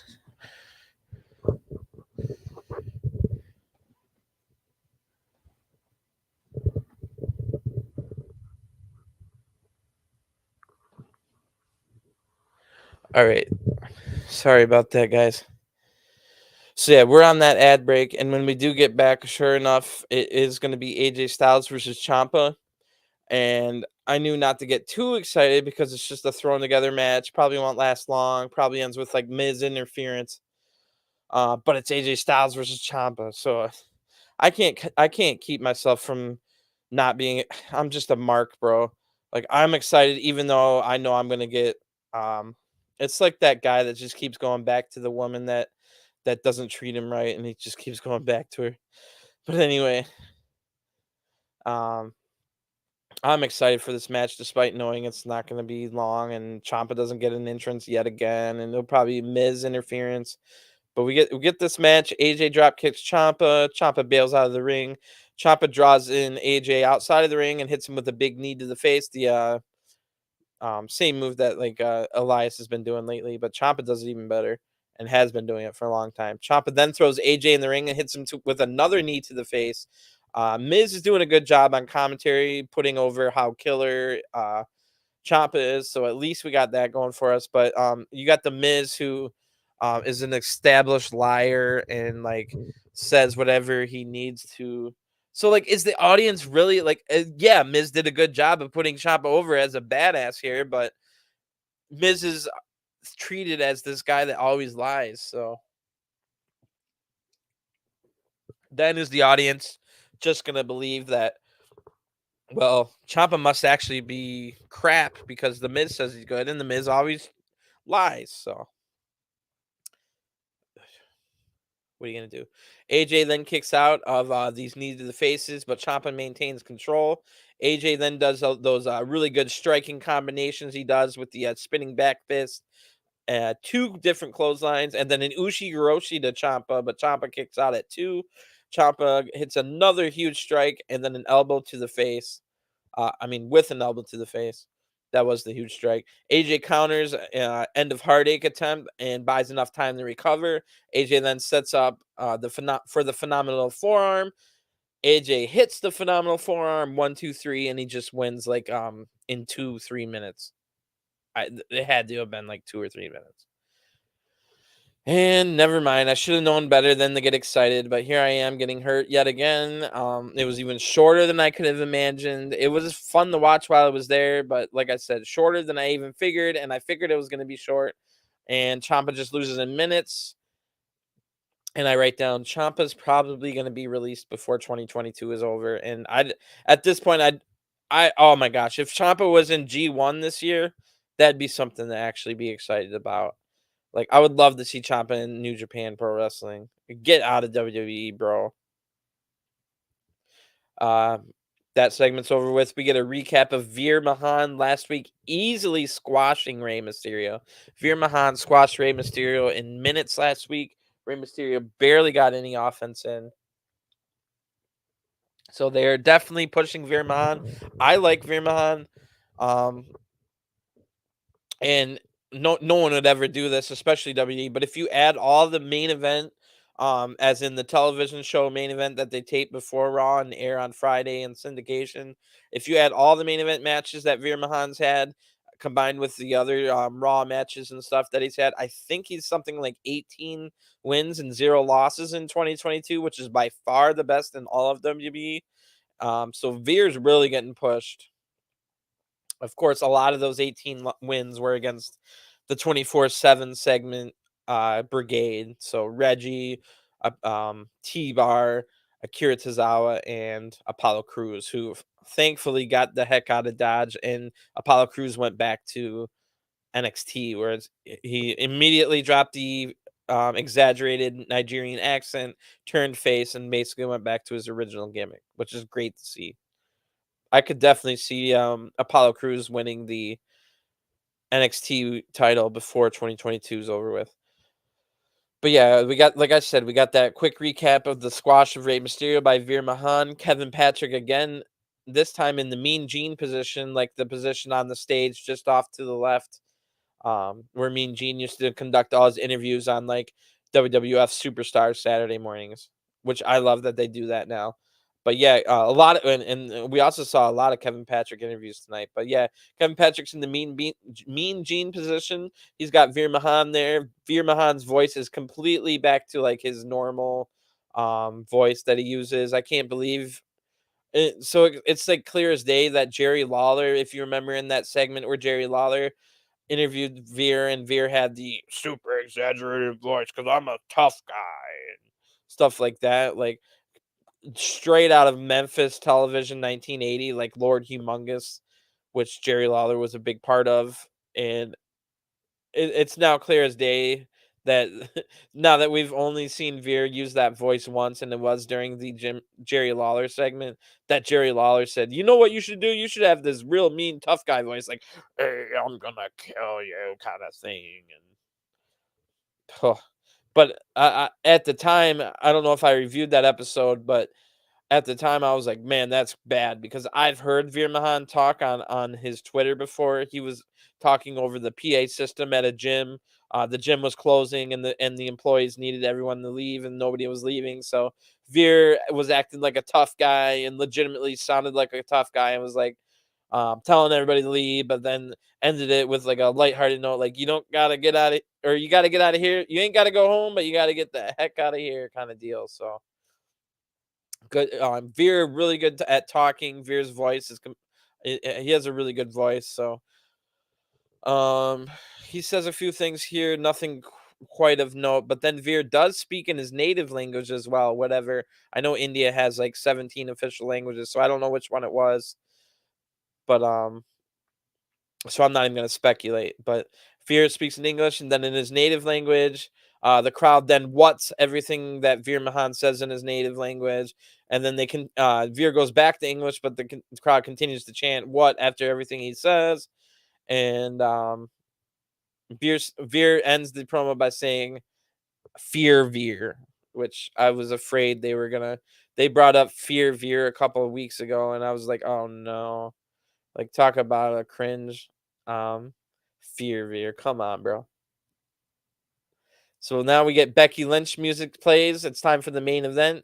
This is the second match of the night for both Becky Lynch and Asuka, and the crowd doesn't cheer or boo. So it's always tough, like I was saying earlier, for people to see you wrestle twice in one night and have two full entrances in one night. And then also there's like a 2.5 hour, 2 hour span between when they last saw you and now we're seeing you again. So it's not like, oh yeah, we saw you and then you're out back pretty quickly after.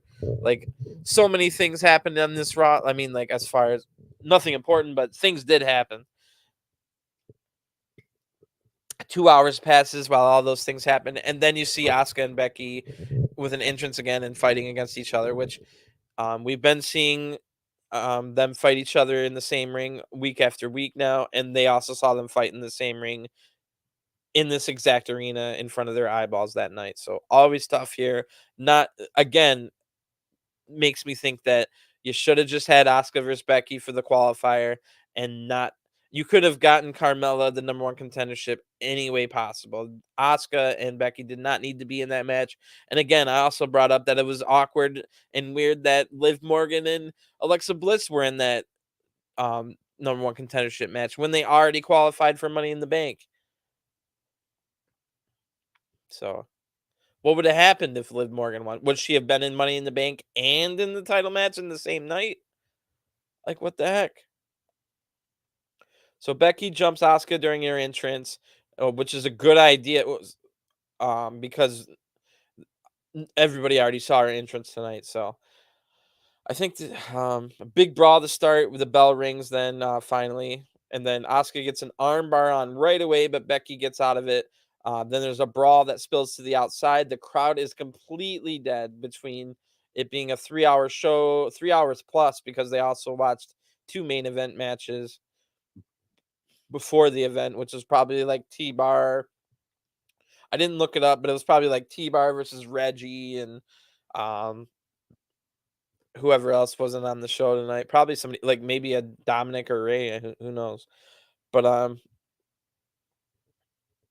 yeah, the brawl spills to the outside. The crowd's completely dead. The fight gets back in the ring now. Quick pace to this match. There was about 20 minutes when the match, or at least when Becky made her entrance. So somewhere between 20 and 15 minutes kept for this match. But they are wrestling at a good pace, but not like too quick, like they ran out of time type of quick, like we saw with the Queen of the Mountain match last night that I was really upset about. But on that again, go watch my Slammiversary review. You won't be disappointed. And I've also got a really good New Japan Wrestling show last night. You're probably not going to find a more in-depth review in the entire um internet. Like you're not gonna find a more in-depth review of last night's show of New Japan than mine. So go check those out on the channels, please, or at least give it a thumbs up. I need more people to know that they exist. Anyway, like I said, quick pace this match, good stuff so far. They really make you think that this match means a lot, which I mean the match does mean a lot. The Money in the Bank is a meaningful thing to have, and this is a qualifying match for that Money in the Bank ladder match. So we get our last ad break of the night with about 10 minutes remaining. When we get back, there's like 7 or 6 minutes for the entire show. Match looks like it was really hot when we get back, so we must have missed something cool. The crowd's a little bit louder now. Somehow woke up out of their stupor. Asuka is in control. Asuka hits her big combos and big moves, including like hip attacks and kicks and stuff like that. But Becky Lynch is able to kick out. Becky then takes even more damage, but stays alive somehow. So really showing a lot of heart here is Becky Lynch. We get a top rope missile drop kick by Asuka. Almost gets the 1, 2, 3. But again, Becky Lynch able to kick out. Asuka tries now little things happen, but Asuka is on the outside of the ring with Becky Lynch on the apron. Asuka's trying to power bomb Becky Lynch off the apron, which would have been devastating. Becky just barely avoids disaster. But Becky's dive attempt that she tries right after this is countered by a nasty looking knee to the face. Asuka and Becky really made that look legitimate, and I hope Becky's not lost a tooth or knocked silly. I hope it's just because they're both veterans and they were able to make it look good because it looked nasty. The referee at some point here gets to a 9 count, which was I'm usually always aware of like if there's a count going on or stuff like that. But all of a sudden I hear the ref go 9. And then somehow even Becky, like obviously Asuka was able to get in, but even Becky gets in the ring. So they both get in the ring. Becky was again, like I said, just knocked silly with that nasty knee, a counter from her dive attempt. And Asuka does a big roundhouse kick to the back of Becky Lynch head as soon as they get it back in the ring, and gets the 1, 2, 3. So Becky Lynch has been defeated by Asuka here. Asuka joins Liv Morgan, Alexa Bliss, Raquel Rodriguez, and Lacey Evans in the Money in the Bank. On SmackDown, we'll see Shotzi versus Aaliyah. So on Fridays, Shotzi versus Aaliyah for one of the last 2 remaining spots. After that match finishes, we will have one more remaining spot. And I write down here, I'm sure that they will find a way to get Becky Lynch that final spot. Like I was saying all episode, I don't understand why if you were always going to have a winner tonight and now you don't have Rhea Ripley in the title match, why wouldn't you just have the loser be the person to fight for the title? Which would have been in this case Becky Lynch versus Bianca, but it is going to be Bianca versus Carmella instead, which I'm fine with. We need to see Bianca wrestle, and she needs a good squash win. I hope she beats Carmella in like 8 minutes. But I'm sure somehow we'll find a way on next week's Raw to get Becky Lynch the final spot. Maybe they'll do a last chance battle royal or something like that and bring in a couple people from SmackDown roster as well. So maybe we could see like a Shayna Baszler and Aaliyah if she loses the shot. I think Shotzi will beat Aaliyah on Friday because Shotzi is much more designed as a wrestler to be in a Money in the Bank type ladder match. Shotzi loves to take high risk. She's a lot more high flying. Aaliyah has a great look. She tries really hard, but not a polished product whatsoever. But yeah, we end, like I said, I'm sure Becky will find her way into the Money in the Bank match. Don't forget, again, Sheamus and Drew McIntyre both got disqualified in their qualifying match. And then Adam Pearce comes out and says, well, you both failed to qualify, blah, blah, blah, blah, blah, blah. But you will both be in the Money in the Bank qualifier match. So, I mean, not qualifying match, but the actual ladder match. So that's what I assume.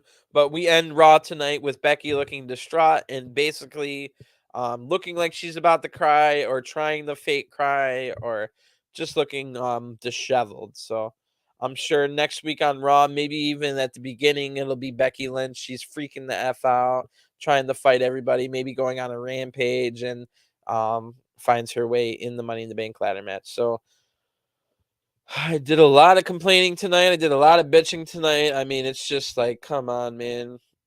And with the whole, I was just kind of disgusted on SmackDown with the Vince McMahon love and how McMahon wanted to go out there and parade around as if it was a Trump rally. Like every time when Trump was president, something went bad against him, he would hold a rally and invite all his Trump supporters, and they would all just be in a big room or outside venue and just be cheering and talking about stuff they like and stuff. Yeah, give me cheers, man. Like, see, people love me. How could I be evil? So I've been disgusted ever since that on SmackDown personally, and then coming into tonight, just like I've pretty much already explained everything in detail of why they're not doing good things, and like I truly like you're not gonna find a lot of people that said they enjoyed Raw over the last like the first 4 or 5 months of 2022, but I'll tell you straight up, I enjoyed Raw.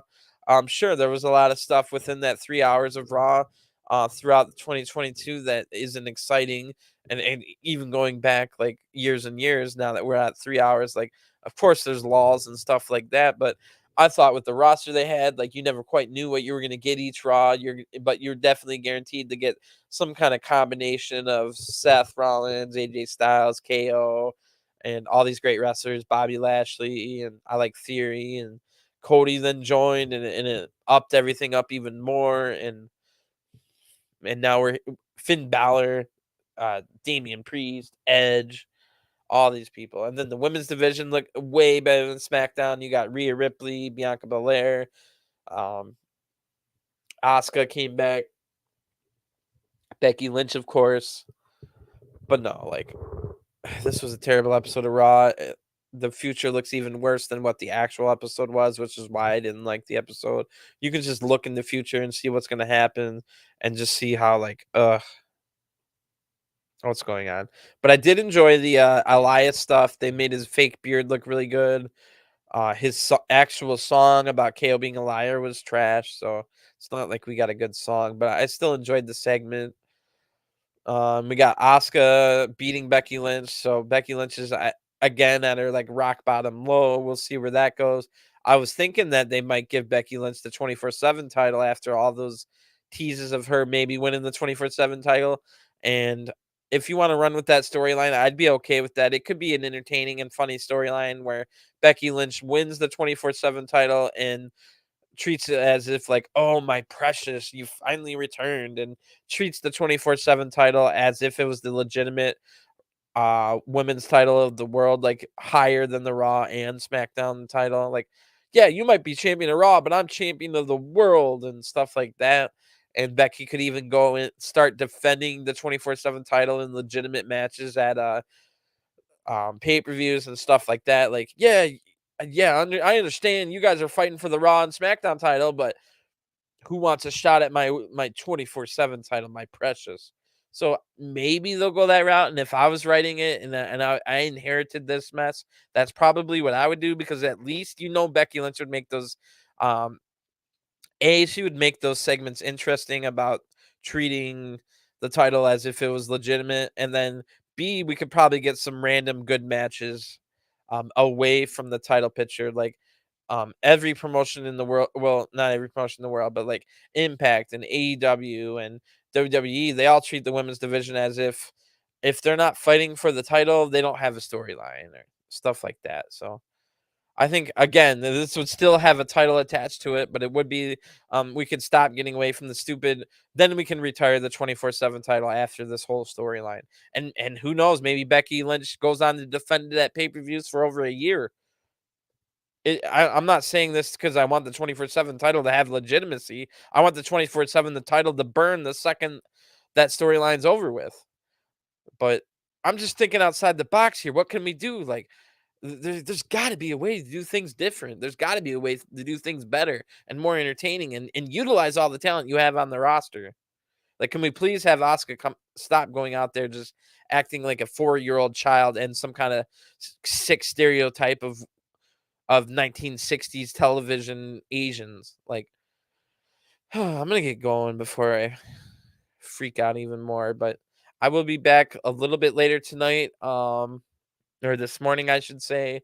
I'll be back in about 7 hours. We got the New Japan New Road Show NJPW big title match for the junior heavyweight title. Takahashi, Hiromu Takahashi versus champion Taiji Ishimori of the Bullet Club, and that's going to be a good match. We've also got the finals of the qualifier for the AEW All Atlantic title. That'll be Clark Connors versus Tomohiro Ishii. Definitely, if you want to watch that show tonight, it's on njpwworld.com.